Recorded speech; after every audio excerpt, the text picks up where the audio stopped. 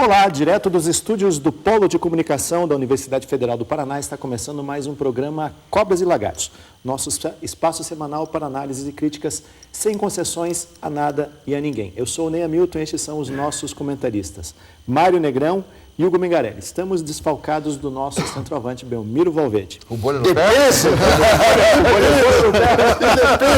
Ele me pensa mesmo. O bolho no pé é bom. Senhores, hoje eu gostaria de ter trazido um bolo sabor pizza, que é uma coisa estranha, para comemorar, não sei se exatamente essa palavra, 1 ano de mensalão sem que nada tenha acontecido. Mário Negrão, é para acender velhinha? É para tacar fogo na velhinha. Em qual velhinha? Velhinha de Taubaté? Velhinha de Taubaté. Olha, tanto é que você vê, né? Já estamos tão desanimados que agora saiu a CPI da sanguessuga e você vê que a reação do povo é, esse é outro que não vai. Olha, é mais um prego no caixão do Brasil, né? É mais um prego no caixão da nação, onde a gente não confia mais no sistema judiciário, não confia em mais nada, né? Então, realmente, eu acho triste. É engraçado que você compra em livraria agora a CPI, né? Sabia? Você compra em livraria. Isso. É, a CPI dos Big inteirinha, você compra em livraria. Não compro, né? Por que adianta aquilo tudo, você vê que não tem resultado? Tem uma coisa curiosa, né? Esse país é difícil alguém ser castigado por alguma coisa. Então, realmente, essa impunidade está aumentando mesmo. Achei surpreendente isso. Né? Você vê, faz 1 ano de mensalão, não fez diferença nenhuma, né? Ter feito ou não ter feito. Hugo Mengarelli, quando nós estávamos no auge das denúncias, curiosamente as denúncias partiram de dentro do próprio governo, de aliados do governo, quer dizer, não foi uma coisa... Porque convenhamos que a oposição é bastante ineficiente no país, né? Depois que o PT deixou de ser oposição, a oposição praticamente não existe. Mas há 1 ano atrás, quando nós estávamos naquele auge, nós comentamos muito aqui no nosso programa, você imaginava que passado esse período, nós teríamos resultados tão pífios quanto foi mais ou menos? Eu não esperava grandes mudanças, mas tão pífios assim me daria a impressão que não. Eu esperava que pelo menos fizessem alguma coisa para o inglês ver. Não, nem para o inglês ver fizeram, nada. Ou seja, a pizza foi total, né? Foi doces e com chocolate, de tudo, tem todo tipo de pizza possível. Eles fizeram. Então, o que é surpreendente é isso. Ou seja, você tem um momento em que as pessoas tratam de se cuidar, de esconder. Você não esconde mais nada. Imagine que agora um dos assessores de Lula era um dos homens mais importantes que tinha Dirceu. Ou seja, vale tudo, né? Por isso, em lugar de vale tudo, já não é um adolescente, é uma criança. Por isso você falava, esse é um lugar do perverso. Já está ficando mais perto de louco, já. Sim, claro. Está mais perto de louco. Ou seja, a criança não tem limite. Se não há alguém que bote limite, a criança vale tudo. E nós vivimos o país das crianças, né? Ou seja, onde tudo é possível. E eu acho que isso é o que nós podemos pensar agora, depois deste ano. Eu ainda esperava que pelo menos que se tratassem, né? De parar um pouco, de botar um limite, mas pessoas sérias, como Bastos, como tantas outras pessoas no governo que ainda tinham credibilidade, caíram no chão, foram nocauteados por toda a situação. Ou seja, é assustador, não? Ou seja, eu te digo sinceramente, estávamos lendo esse artigo sobre futebol que você me passou, que eu não consegui ler, da Folha, e o cara disse, me tenho que mudar de país. E nós, a vez passada, falamos para ir para o Canadá, não vamos ter que pensar seriamente, porque vai ficar para nossos netos, gente. Nossos filhos já estão um pouquinho grandes, mas também para eles e nossos netos, aquilo que fica depois disso. Porque depois disso já vale tudo, é possível qualquer coisa, né? É muito mais sério do que realmente a gente sequer pode supor. A gente não pensava isso. Mas eu me lembro quando surgiu a questão do Valdemiro Diniz, e eu falei, já levantei a questão naquela ocasião, que não podia continuar Dirceu. Porque ele era tão responsável como o próprio cara. Me entende? Se ele fez o erro, o secretário, não, era de Dirceu, ele o colocou aí, como tal, ele deve ser o primeiro em sair. Me entende? Quando isso começou a se querer encobrir e querer jogar a culpa sempre ao outro, quem é o culpado hoje? Quem é o culpado?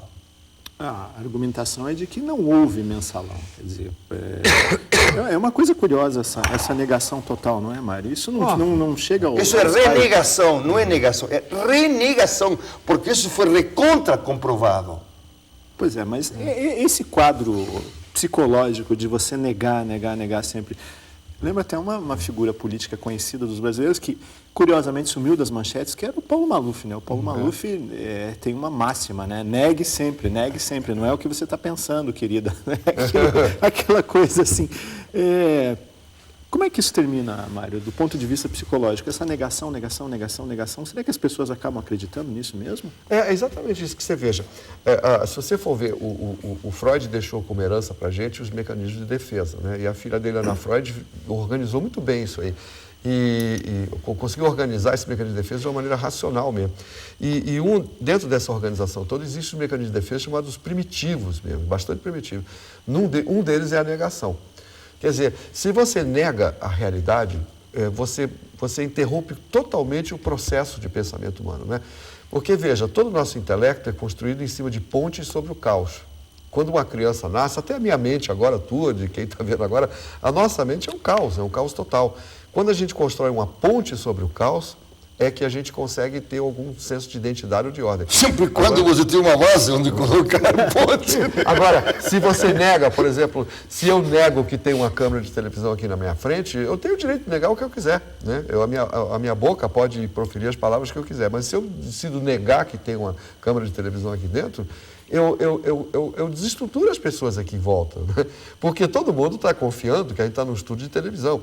Agora, se eu digo que isso é uma bananeira, né, e eu tenho autoridade suficiente para você acreditar em mim sem questionar, né, toda a estruturação sobre a realidade cai. Então, na verdade, a melhor maneira de você tirar proveito das pessoas é você confundi-las, né? É o mecanismo mais comum que existe para a gente se safar de situações difíceis, né? É aquela piada, né, do marido que chega em casa, né, e tem um amante dentro do armário, e ele pergunta se tem alguém lá dentro, ele fala, não, só nós, as vassouras. Né? Mas essa é a teoria do Chacrinha, né? Não estou aqui para esclarecer, mas sim para confundir. A outra coisa que eu acho importante é o seguinte, onde é que isso repercute? Aí repercute uma coisa importante, que é o direcionamento do comportamento. Veja, no mínimo, o comportamento tem que ser dirigido pela realidade, pela percepção real do que está acontecendo em volta da gente. Se você constrói uma percepção irreal, ou se você nega a realidade de uma coisa real, você desestrutura toda a linha de pensamento. Então fica aberto qualquer tipo de comportamento. Toda criança sabe que se você conta uma mentira pequena, você apanha. Se você cria uma mentira grande, você coloca as pessoas em dúvida, né? Então, o melhor jeito de você assumir o controle de uma situação é você negar. Você pode ver que isso é muito comum entre pessoas, né? Um chega numa conversa assim, não, e já desqualifica tudo que você está falando, né? Na hora que ele desqualifica, ele deixa você zonzo e ele toma comando. Quem quiser saber de um truque para você prevalecer sobre as pessoas e ter domínio sobre pessoas, é isso. É confundi-las sempre. Porque o confundidor é quem assume o poder. Pois é, o Mário falou sobre confundir as pessoas, mas quando a gente fala de relações humanas, existe um fator que ele acaba minando as relações, que é a desconfiança. Isso é muito comum num casal, quer dizer, se algum dos cônjuges desconfia que o outro está traindo, isso abre, às vezes, uma fissura que é muito difícil de fechar. Por que isso não acontece com relação aos governos? Quer dizer, isso não é uma questão, não aconteceu apenas com o PT, mas aconteceu também com o PSDB, quando estava no poder, quer dizer, houve a questão da compra de votos, talvez o PSDB tenha sido mais hábil na manipulação das informações, ou soube abafar melhor, mas... tanto naquele caso como nesse, não houve essa cisão que causa a desconfiança. Por que isso acontece no coletivo brasileiro, Hugo? Você tem alguma teoria genial? Bom, genial.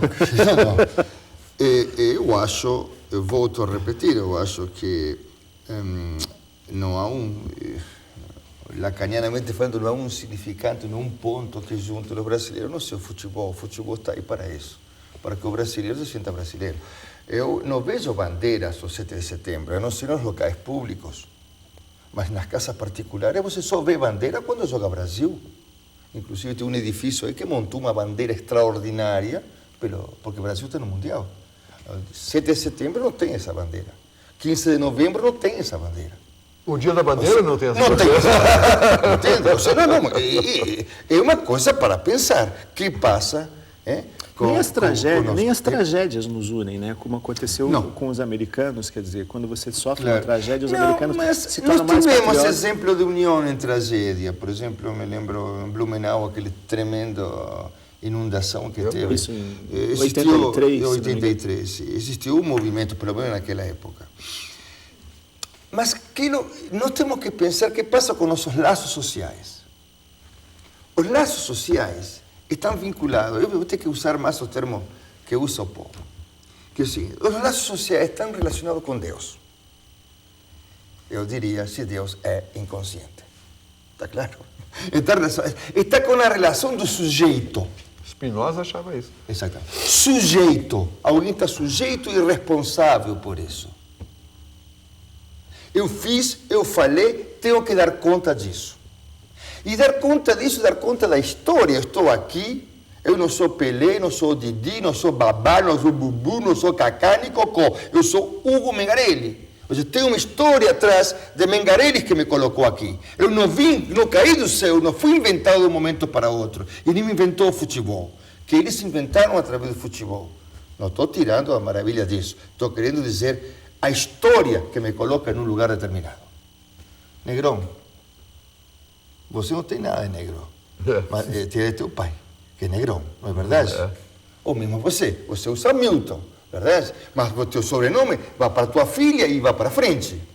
Esse elemento que se pode dizer presença de um limite, presença de aquilo que estabelece o laço social, para mim, pessoalmente. Ora, em um lugar onde um cara, já que você lo mencionou, temos que trazer, lhe mostra os documentos que ele assinou, os movimentos de 300 e tantos milhões de dólares que ele assinou em um dia, em movimentos na Suíça. E lhe pergunta: essa assinatura é sua? Sim, é minha, mas não fui eu que assinei. Bom, gente, quando se chega a esse ponto, e o cara está livre... Só recordando que é o Paulo Maluf, que você está sendo... Não, eu falei Paulo Maluf. Você acabou de Paulo Maluf. Me entende? Não, mas aconteceu lá também com o Genuíno, né? Assinei e não vi. Claro, assinei, não vi, assinei, mas não sabia de que O se Silvio tratava. Pereira, me esqueci o que aconteceu. Claro, ou seja, não existe nenhuma relação com o sujeito do desejo. Se faz, mas ninguém tem a ver com isso. Ou seja, nós estamos, e concordo com você, nós estamos já um pouquinho quase que além da perversão. Nós estamos num campo quase da psicose. Não há um sujeito aí que tenha mínima ordem sobre o que está fazendo. Já estamos usando roupa de cor e chicotinho. Não, já superamos. Já superamos essa fase. Que pai, como vamos contar esse teu tempo. Você quer fazer uma colocação? Eu queria fazer uma colocação, porque eu tenho uma teoria parecida com isso, mas um pouquinho diferente.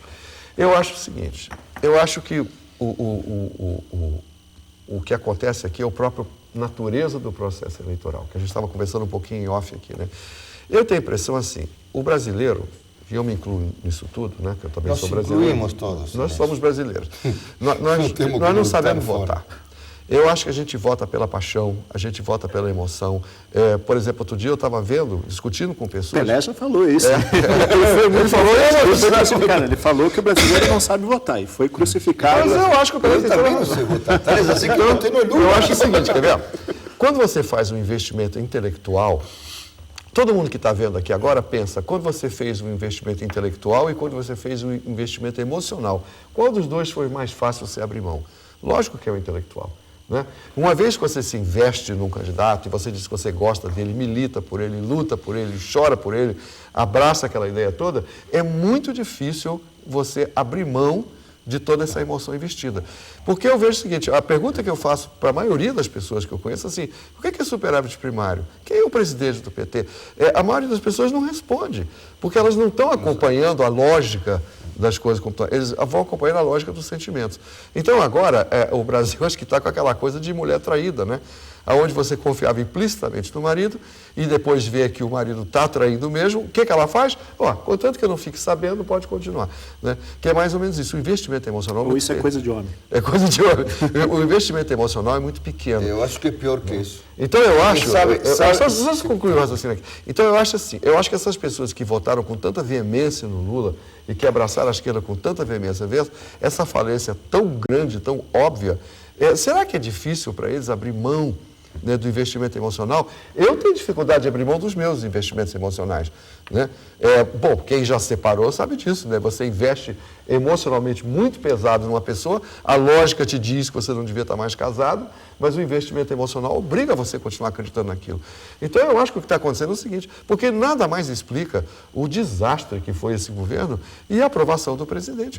Quer dizer, uma aprovação enorme em cima de um trabalho horrível. Qual é a lógica que segue isso? A lógica dos sentimentos. O coração tem razões que a razão desconhece. É um sintoma. Isso é um sintoma. Agora, já que o clima é de futebol, na verdade não dá a sensação de que realmente a política brasileira, e isso vai muito de encontro ao que o Mário colocou, a política brasileira virou um esporte. Então, quer dizer, o Hugo torce para o Atlético, eu torço para o Curitiba. Quer dizer, pro Hugo, qual é a lógica? Não importa, eu como coxa branca, que o Curitiba ganha do Atlético aos 48 minutos do segundo tempo com um gol com a mão. Porque eu vou continuar sendo coxa branca e se isso acontecer com o Atlético em relação ao Curitiba, vai acontecer a mesma coisa. A impressão que dá é que hoje no Brasil as coisas funcionam, do ponto de vista político, funcionam assim. As pessoas escolheram um time para torcer e vão torcer para esse time, independente da forma como os resultados são obtidos. Não é essa sensação, Hugo, que a paixão tomou conta num campo onde o que deveria predominar a razão? É simplesmente uma questão de paixão, sabe? Eu não sei. Isso eu não digo que seja uma paixão, mas a gente escolheu torcer, assim como você vai escolher a Copa do Mundo. Eu vou dar um exemplo e vou fazer um sinal público, me desculpe se vai ser grosso, mas tenho que fazer porque o senhor que está na rua constantemente vê isso. Ontem estamos voltando, passou uma tarde com meu sogro e Jandira, fomos a Antonina. E voltando, um cara, entrado em Curitiba, se cruzou, ele jogou o carro em cima de Jandira. E Jandira tocou a buzinha, o cara faz. Desculpe a expressão, não sei se entrou, mas fez assim. O cara comete o erro, o cara quase provoca o acidente e ainda faz esse sinal para a minha mulher. Ou seja, o que é isso? Emoção? Sentimento? Não, é uma posição, gente. Me desculpe, eu não creio simplesmente que seja emoção. A emoção pode ir de um lado para o outro. A emoção minha foi por um lado e hoje está por outro. O que eu quis dizer delicadamente é o seguinte, eu acho que as pessoas que investiram tanta paixão agora estão com vergonha e não abrem mão daquilo. Mas por isso, porque não tem nenhuma relação com o seu desejo. Quando caiu o Collor de Mello, Paraná foi o lugar que mais votos deu Collor de Mello. Perguntava pela rua quem tinha votado em Collor de Mello. Ninguém. Então, há um descaso com o desejo de cada um. Se você votou um Collor de Mello, eu me lembro que eu tinha um aluno brilhante na universidade, muito inteligente, eu votei em Collor de Mello, honesto, menino. E me equivoquei, está certo. Eu também votei, não só no Lula, senão no PT, e me equivoquei. Não voto mais, me entende? Agora, vou te dizer o seguinte, mas se assume. Quando não se assume, esse é o problema. O que passa aí? Quando não se assume isso, ou seja, você não assume tua cidadania, porque eu posso errar no voto, mas estou aqui em qualquer canto cobrando o pessoal do PT pelo que fizeram. Mas o resto não, disse, eu não votei, ou em todo caso, você isso, porque se tapa a sua orelha, e para nós não ter que agir. Porque diante disso, o único que resta, meu caro irmão, que você é pacifista, e eu não acredito no pacifismo porque a humanidade é um exemplo de guerra, e não tem outro jeito que ir à praça pública a cobrar. E ir lá na casa do governo entrar e a cobrar. Claro, não como fizeram o LST, que eu acho que foi um pouco meio exagerado, mas isso é o futuro que se vê por aí, meu irmão. Mas aí é a questão do foco. Rapidamente para concluir. Aí é a questão do foco. Por exemplo, quando um povo vai na rua reclamar de alguma coisa, o foco está no cívico, está no civismo. Quando as pessoas acham ruim o governo, mas não têm coragem na rua, é que o foco está em si.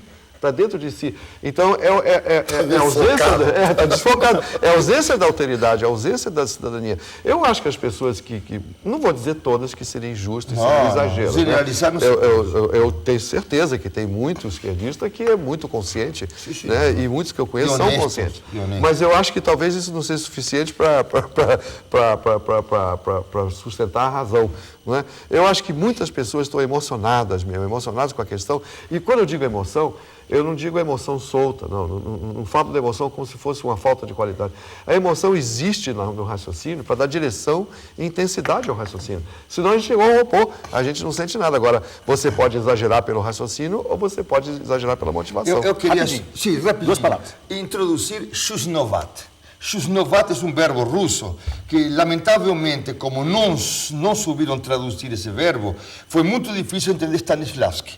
Mas é um verbo que, inclusive, em um trabalho maravilhoso de Boal, ele disse como, em total emoção, se pode ter a mais lúcida razão. Esse é o termo Shuznovat que colocamos no teatro. Você pode estar na maior emoção do personagem e, simultaneamente, na maior razão, sabendo que você e a personagem têm uma distância, por exemplo. Essa questão é que falha. Quando falha isso, por quê? Porque não há um laço e nós continuamos analisando a humanidade e os efeitos da humanidade cartesianamente. Espírito, diríamos, razão por um lado e corpo, emoção, selvageria pelo outro. Eu acho que não é por aí a coisa. É o equilíbrio entre as coisas. Bom, esse bloco vai terminar. Eu sugeri servir um bolo sabor pizza. Você falou em pizza de vários sabores, mas na verdade acho que o que vai ficar mesmo para a população brasileira é uma pizza com sabor amargo. Nós vamos fazer um rápido intervalo, já voltamos com o programa Cobras e Lagartos só um instante.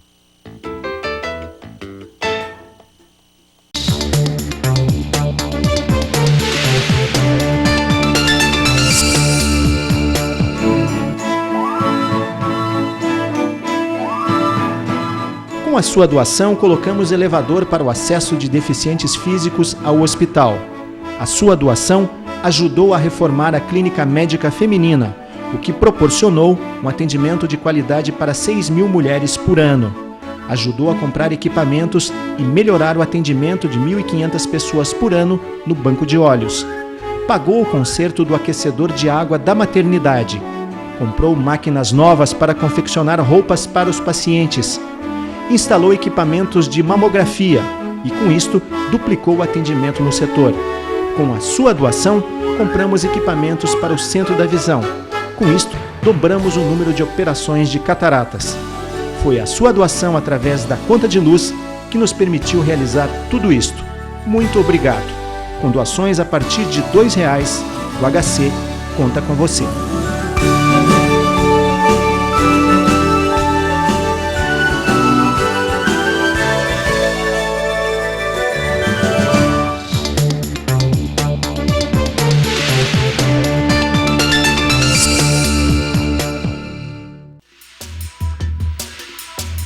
Os cursos da Universidade Federal do Paraná, o conteúdo das disciplinas, a duração, o mercado de trabalho, o perfil do estudante. Uma conversa com professores, alunos e profissionais do ramo. Tudo isso em vocação. Um programa que vai ajudar você a olhar para o futuro, a escolher uma profissão. Toda segunda-feira, aqui na UFPR TV.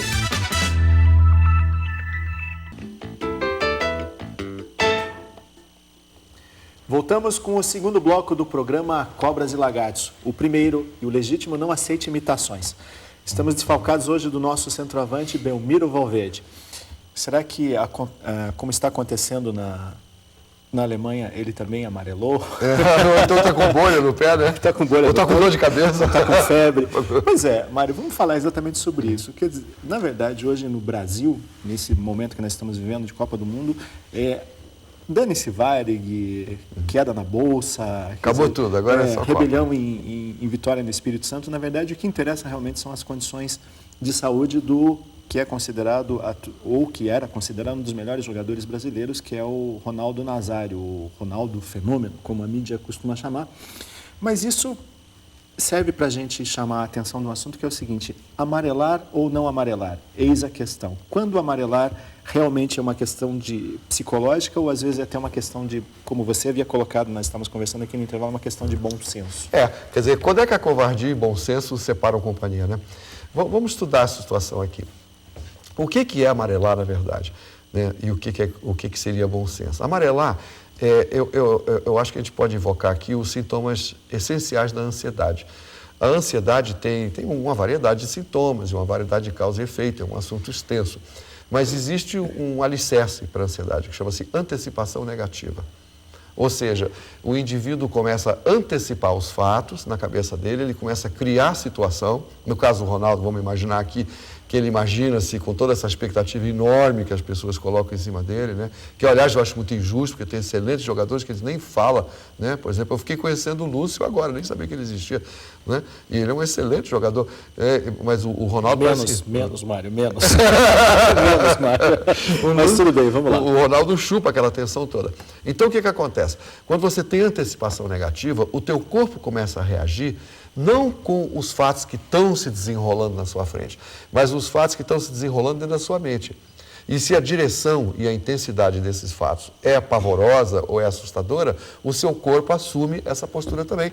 Então vem taquicardia, dor de cabeça, vontade de urinar, e etc. e tal, né? Ou seja, o nosso visceral não obedece à realidade, ele obedece aos nossos desígnios. Então amarelar seria quando você foge de uma situação que não está adequadamente avaliada, que você poderia ter resolvido e que você, por fazer uma antecipação negativa, né, acreditou muito mais no seu diagnóstico pessoal do que o que aconteceu e agiu de acordo. Bom senso é quando você vê que o cachorro está na tua frente e vai morder mesmo, e você é idiota se ficar lá para levar a bocada. Né?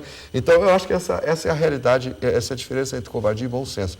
É a capacidade de analisar corretamente a realidade de uma situação.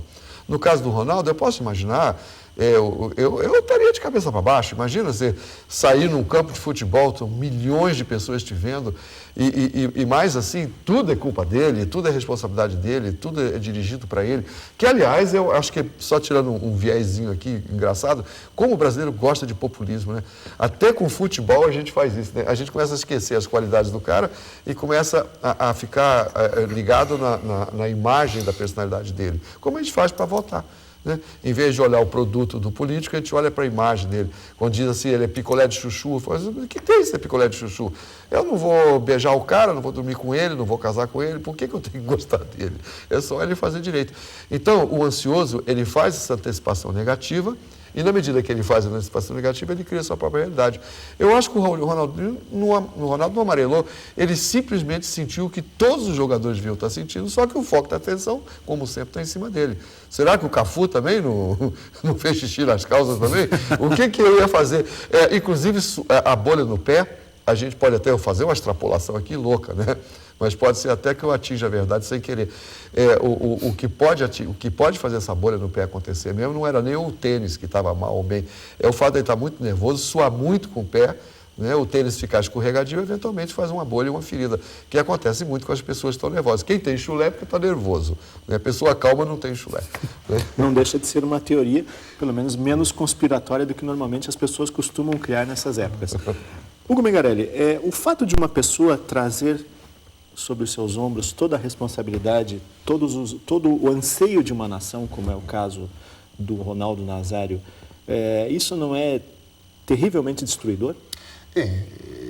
Eu que falar, eu acho que já falei mais uma vez, que a falta de pão, boas são as tortas. A falta de Deus, temos que botar uma tortinha no lugar de Deus, então se botar nos homens, só que os homens não estão aí para substituir a Deus. Não? A invenção de Deus é justamente para liberar o homem. Como Deus não está, foi destruído, inclusive a ciência fez um favor extraordinário nesse sentido, não? Para muitos, não? Para mim não. E o que acontece? Acontece que, de repente, um coitado, porque um coitado, nós sabemos da história do casamento dele, que pagou quase $2 milhões para durar 3 meses. Ou seja, uma palhaçada isso. Aquele boom no casamento do Ronaldinho. O Ronaldinho, que passou com Pedrinho, que não queria namorar em 98, com tal Pedrinho, a Suzane, ele parece que entrou. Ou seja, se a gente se põe a pensar um pouco na história, ele é muito infantil, o Ronaldo, é muito inocente. Então, botar esse peso em cima dele é terrível. Agora, Ronaldo não é o nome dele. O nome original parece que não é Ronaldo.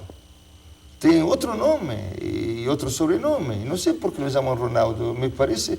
E outro dia eu li o nome completo do Ronaldo e não vi que estava com Ronaldo. Não é Ronaldo? Me parece que não. Não sei. É Afósio? Não. Desculpe, posso estar equivocado. De qualquer forma, a cor é amarela. Sim. Não, mas não é sem razão o que estou querendo dizer. Claro. Me entende? Por quê?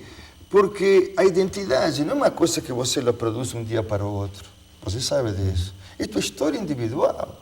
Essa é a tua identidade. A identidade são aquela relação com aqueles amiguinhos que já estão grandes, cantando para ele, querendo dar uma força.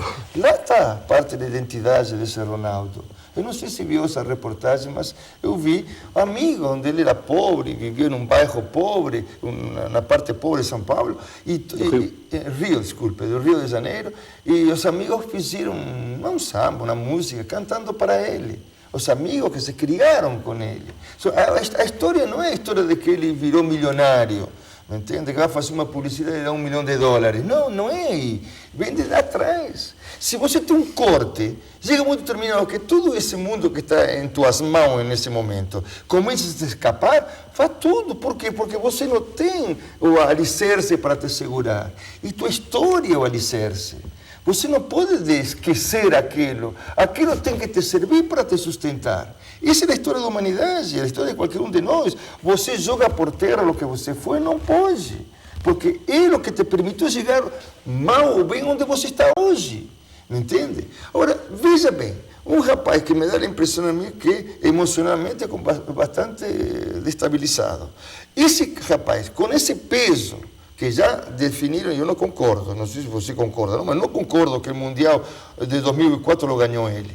Teve outros jogadores até muito superior a ele, inclusive o Rivaldo. Então, quando eles colocam toda essa pressão em cima, puxa vida, é bom para Ronaldinho, porque o Ronaldinho não está com esse peso. E possivelmente ele vai produzir muito mais que o próprio Ronaldo, que caiu o mundo em cima dele. Sobre amarelar, Mário Negrão, você já teve uma amarelada? Eu já. Sim, amarelada cinematográfica? Eu tive duas, vou contar. Uma foi aqui no Colégio Bom Jesus, há muitos e muitos anos atrás, que eu fui dar uma conferência sobre deficiência mental ou qualquer coisa assim. E quando eu olhei a plateia, tinha quase 300 pessoas lá. E eu não estava acostumado com aquilo naquela época, e me deu a amarelada afônica. Eu fiquei... Um piquenês velho, Mas foi cômico, né? Foi tão patético que alguém teve a dó, sabe, de me tirar do palco, porque eu congelei totalmente, assim, se tivesse jogado um pano preto em cima de mim, era melhor, né? Foi horrível. E a outra vez foi na França, foi em Montpellier, que eu cismei de querer dar uma palestra em francês. Né? Logo hoje, hein? Logo hoje. Aí uma moça lá atrás falou assim, monsieur, c'est très embêtant, quer dizer, tá muito chato o que você está falando. Aí eu congelei, falei que queria ir para casa, não falei nada. Começou a falar inglês. Depois que eu falei inglês é que deu certo. Mas foi horrível. Não, eu já dei amarelada, assim. E quando eu era garoto, assim, na rua, que é quando você... Aquelas brigas de rua, que viu um armário de 3 metros de altura, aí não é nem amarelo, aí já não, mas aí é o que você falou na primeira... Essa retirada estratégica. Isso é bom senso. Você viu o Pitbull vindo na sua direção. Hugo Mengarelli, você que trabalha com teatro, faz cinema, as amareladas clássicas do professor Hugo Mengarelli. Eu tive várias amareladas. Sou um bom neurótico, né? Ou seja, Lacan disse... Tu dizes. Uma frase, querem ver como age um neurótico? Vejam como age um covarde, né? Olha, minha vida está cheia de amarelamento, de todo tipo. Agora, aos poucos a gente começa a aprender que isso que você colocou antes, Mário, da qual tanto Ney como eu conformamos plenamente em dizer a diferença entre amarelar e ter bom senso. Né? Eu sou muito explosivo. Amarelo às vezes, mas às vezes compro brigas idiotas e perigosíssimas. Perigosíssimas. Porque eu já comprei briga com minha mulher, criança no colo, com caras que você não sabe quem são. Isso é perigosíssimo. Me entende? Isso é estupidez. Não é coisa de valentão. Isso é coisa de idiota. Então, a gente tem que ver isso dos dois lados. Quando um se amarela e quando um fica valente demais, que às vezes também não tem nenhum sentido. Que o bom senso te faz dizer, não vai gastar pólvora em chimango, como falava Perón. Né? Não vamos gastar pólvora com qualquer coisa. Então, mas há momentos em que isso tem que ser pesado. Né? Tem momentos em que amarelar significa perder tua dignidade. Não enrole, qual foi a sua grande amarelada? Um monte. Amarelada, eu tive um monte, gente. Fui a fazer prova e à última hora me retirei, porque me amarelei tudo. Testes, me amarelei muito. No palco você amarelou alguma vez, assim? Como ator? Como ator. Nunca deu? Não, isso não. Isso Não, no palco não, mas já amarelei também discursando, já amarelei, você estava falando e já não sabia mais onde estava, já me aconteceu isso também. Sim, claro, puxa, amarelei diante das mulheres também. Puxa, que não, palavra, falta legenda. É o cachorrão amarelo, né? O cachorrão. Bom, eu também amarelei uma vez, eu vou comentar, porque no próximo programa, ele não está aqui, mas nós vamos perguntar para o Belmiro qual foi a grande amarelada da vida dele. Mas eu amarelei uma vez, eu trabalhava na TV Paranaense, e eu tinha que fazer uma entrada ao vivo no Jornal das 7 da noite, e era sobre a Paixão de Cristo na Pedreira. Na Pedreira. E eu tinha ensaiado o texto e tudo, e chegou na hora, vai, Ney. Eu não fui. Eu falei, acho que eu falei grego. Eu devo ter falado alguma coisa, um idioma que eu nunca entendi, acho que as pessoas entenderam menos ainda, mas foram, acho que, os 30 segundos mais constrangedores da minha vida. Foi uma coisa pavorosa. Mas, Mário, existe uma fórmula mágica para você não amarelar? Ou isso só está em livro de autoajuda? E mágica não tem, mas tem uma fórmula, que é assim, é você se inserir de volta na realidade. Porque isso é fuga de ideia, é fuga de pensamento. Olha... É o diabo que pega em tudo aí. Pensa bem, se você está fugindo de uma situação e é lista, não é amarelar, é bom senso mesmo, então você tem mais que fugir, né? Agora eu fico... Tudo bem, isso eu já entendi. Isso eu já entendi. O pitbull, a gente, claro, você não vai enfrentar. Mas aquela situação assim que é absolutamente inesperada, que parece que você perde o pé. Uma situação que, às vezes, você pensa que tem domínio, mas você realmente perde o pé, não sente e... está flutuando, quer dizer, não sabe onde se segurar. Tem como agir nessas horas? É alguém te colocar no bom senso de novo, quer dizer, alguém te colocar na realidade. É trazer de volta para a realidade. Mas aí você mesmo. depende do outro. Depende do outro. Você sozinho, eu não consigo dominar esse mesmo. Não sei se outra pessoa consegue. Mas depois que esses espíritos amarelatos, né, começam a borbulhar dentro de você, não há outra coisa a não ser fugir. Quer ver uma coisa da realidade? Ó, a gente está falando aqui do Ronaldo. Né? Olha bem. Eu ia ficar louco naquele vestiário de pensar que se eu jogar bola bem hoje ou não jogo, de repente até vai influir na eleição do presidente, né? Porque imagina assim, um Brasil que ganha a Copa está bem humorado. Pior ainda, se sentir que jogando mal Lula perde as eleições com a relação que ficou com Lula, é capaz de continuar jogando mal para que Lula não ganhe. Depois imagina a responsabilidade do cara pensar assim, se ele jogar mal, daqui a pouco ele está mudando a presidência da República. Veja o poder que o cara tem. O sujeito que bate boca com o presidente desse jeito, olha, se fosse um filho meu bater boca com esse jeito, que vim falando, continua jogando mal o Ronaldo que te nomeou ministro de esporte. Olha, não existe cara mais anti-esquerdo do que eu. Mas, sinceramente, chegar na televisão nacional e chamar o presidente bêbado na frente de todo mundo, eu acho assim, é aquela coisa que tem no Exército. Quando você bate continência, você não bate continência para o homem. Você bate continência para o lugar. Para a patente dele. Para a instituição, né? Para a instituição, não para ele, pessoalmente. Então, por mais que a gente pode concordar ou não concordar com o presidente, assim, chamar ele de bêbado assim, publicamente, se bem que eu já fiz isso, né? Chamar ele de bêbado publicamente, realmente é uma falta de respeito monumental, que eu também acabei caindo nesse erro, né? Várias vezes até. Mas assim, quando você vê um jogador de futebol, o presidente da República, batendo boca daquele jeito, meu Deus, acabou tudo mesmo. Aí dá vontade de amarelar mesmo. Como é que você faria, Hugo? Porque imagine a situação, você está, como foi o caso do Ronaldo Nazário, na frente de 1 bilhão de pessoas, sendo visto por 1 bilhão de pessoas, que foi a audiência estimada do jogo, e você, de repente, não consegue dar um passo. Quer dizer, claro que se a gente trouxer para o microcosmo de cada um, quer dizer, se você está no palco e você, de repente, esquece o texto, o que você faz? Improviso. No futebol, até para quem é gênio, é fácil improvisar, né? Mas, às vezes, você não consegue, o bloqueio é tão grande que você não consegue nem improvisar, você não tem nem o plano B e o plano C. Já me passou e eu tratei nesse sentido de improvisar. Agora, evidentemente que se o branco é grande, você entrou em surto. Se você ficou branco tudo e não sabe onde está, a coisa ficou já... Aí já nem sabe que está claro. Passa do amarelo para o branco. Para o branco. Agora, já é normal que o susto esteja em todo mundo entra tremendo no primeiro jogo, em tudo isso. O problema dele é a paralisia. Aí que tá Essa é a questão que nos chama a atenção de Ronaldo. Ele está parado, é um poste, me entende? Um cara que é o que sempre foi, um cara de arranque, de deslocamento, de deixar a defesa doida. A defesa ultimamente deixava sozinho, porque não pensava que não marcasse ninguém, você marcava sozinho. Bem que o Ronaldo tem muito uma característica que lembra do Romário também, né? Que ele é um jogador de oportunidades também. Às vezes ele fica ruim O Romário parado é perigoso, o Ronaldo parado não é o Ronaldo perigoso, parado. porque o Ronaldo sempre sua característica dele é de arrancar e levar a defesa inteira. Então, eu acho que você me elogiou o que eu faria, não sei o que faria. Se eu fosse Ronaldo, não te poderia dizer, porque eu não sou Ronaldo, a não ser que eu faça uma interpretação. Tá, mas Hugo Megarelli, a gente sabe, você jogava futebol, Sim. a gente jogou juntos, né? Sim, já me apaguei também no futebol, já me aconteceu, de amarelhar, sim, me aconteceu. Agora tem uma coisa... Entre nós, o Hugo joga como um atacante argentino mesmo, né? Então, é duro jogar contra ele, jogava, né? Sim, então, o que é o que passa?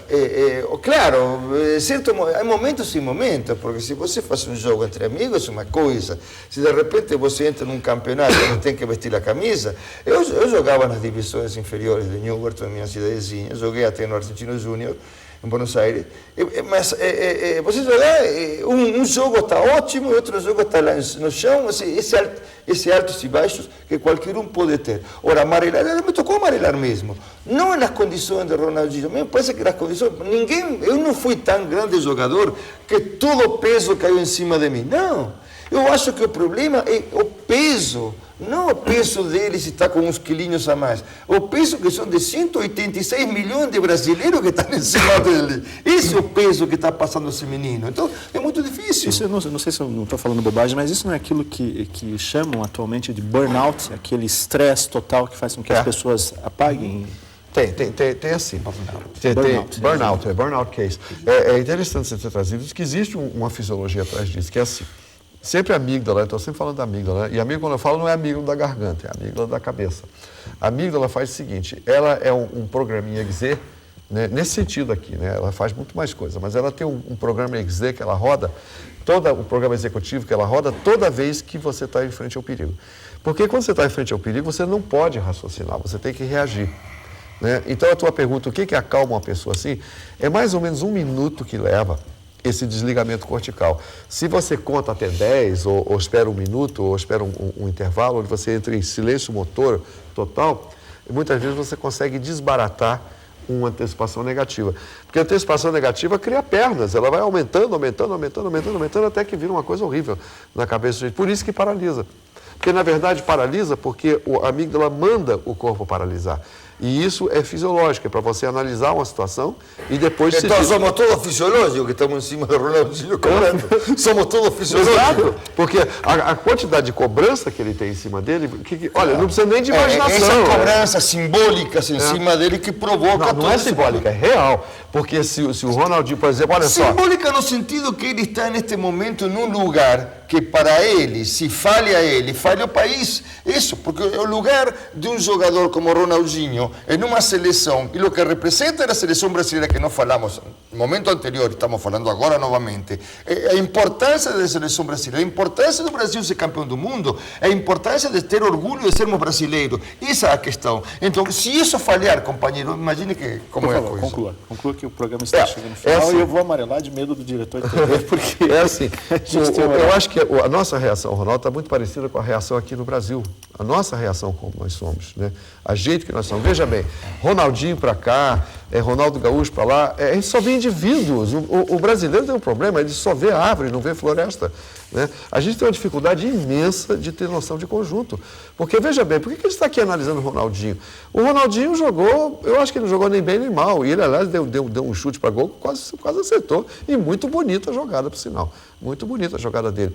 Então, a gente está olhando para o Ronaldinho ou está olhando para o time? Né? Esse é o nosso problema com o brasileiro. Nós somos crianças, somos individuais, eles só olham para o umbigo. Então, a gente está aqui analisando, ninguém falou da seleção. A gente falou Ronaldinho aqui, Kaká ali, a gente fala dos indivíduos, mas não fala da seleção. Esse é o nosso grande problema com o brasileiro. A gente só consegue se enxergar como indivíduos. E esse é a cruz que nós carregamos. Não temos visão de conjunto mesmo. Então, esse programa decretou o fim do otimismo do Mar Negrão, porque nós éramos adolescentes e agora somos crianças. Então, hoje o programa Cobras e Lagartos fica por aqui. Eu agradeço muito a sua audiência. Se você tem críticas, comentários ou sugestões, escreva para a gente. O nosso e-mail é cobraslagartos, tudo junto, @ufr.br. Muito obrigado, até a nossa próxima edição.